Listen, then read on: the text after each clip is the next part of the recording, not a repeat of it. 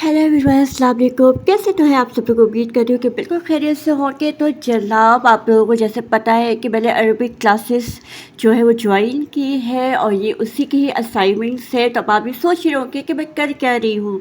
तो इसमें घबराना बिल्कुल नहीं है, परेशान बिल्कुल नहीं होना। हम आपको सिखाएंगे अरबिक ग्रामर, जो कि मैं भी सीख रही हूँ और मैं आप लोगों को चाहती हूँ कि आप लोग भी मेरे साथ साथ सीखें। वैसे तो ये कोर्स मैं पहले भी कर चुकी हूँ, लेकिन इसको भी तकरीबन 10 साल हो चुके हैं।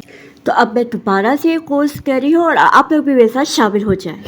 सबसे पहली बात, जब भी हम कोई सा भी ग्रामर चाहे वो इंग्लिश का हो, उर्दू का हो, किसी भी लैंग्वेज का हो, किसी भी लैंग्वेज, ठीक है, यानी कि ज़ुबान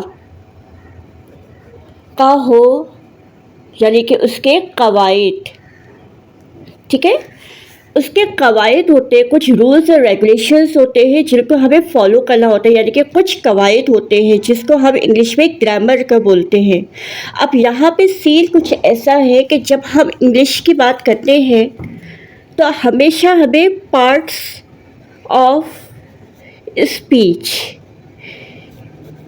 का कहा जाता है, यानी कि जब भी हम कुछ बोलते हैं, यानी कि हम लोग कुछ बोल रहे हैं ना, तो वो बोलने वाली चीज़ जो है वो किन किन चीज़ों में डिवाइड हुई होती है, उससे हमें बताया जाता है कि भाई आपका किस तरह से बोलने का अंदाज़ है और वो किस कैटेगरी में फिट होगा। सबसे पहले तो पार्ट्स ऑफ स्पीच में हमारे पास क्या आता है? नाउन आता है। नाउन क्या होता है इंग्लिश में?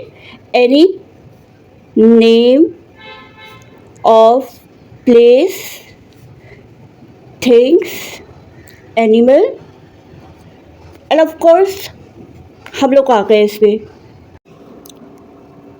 पर्सन, यानी कि लोग, यानी कि हम लोग, ह्यूमन, उसमें उसका नाम आ गया इसमें, ठीक है। उसी तरीके से जब हम उर्दू में जाते हैं तो उर्दू में इसको क्या कहेंगे?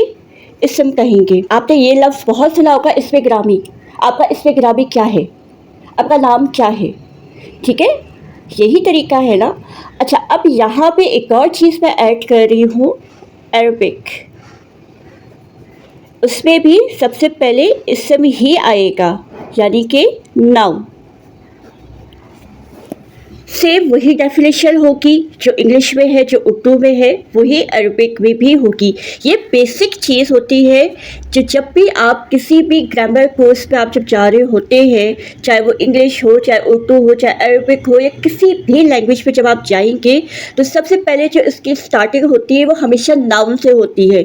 और नाउन सबको पता है कि इसम उर्दू में कहते हैं, यानी कि किसी भी चीज़ का नाम, किसी भी जगह का नाम, किसी भी इंसान का नाम, ठीक है। अब इसमें जो है नाउन के अंदर भी दो चीज़ें आती हैं, एक होता है प्रॉपर नाउन और एक होता है कॉमन नाउन, ठीक है।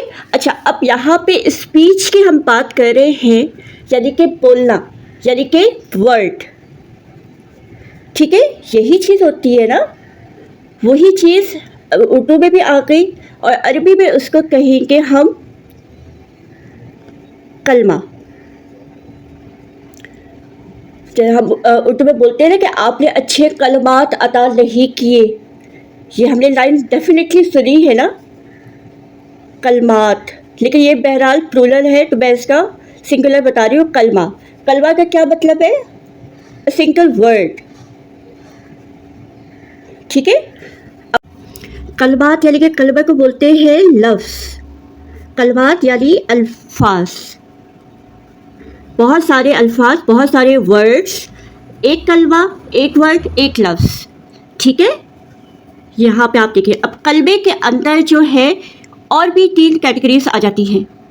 तो एक कलमा यानी कि एक वर्ड, यानी कि एक लफ्ज़ जो है वो 3 चीज़ों में डिवाइड हो जाता है आगे जाके। किस में डिवाइड होता है? एक इसम में, फिर एक आ जाता है वर्ब जिसे हम फेल कहते हैं उर्दू में, और तीसरा है हर्फ।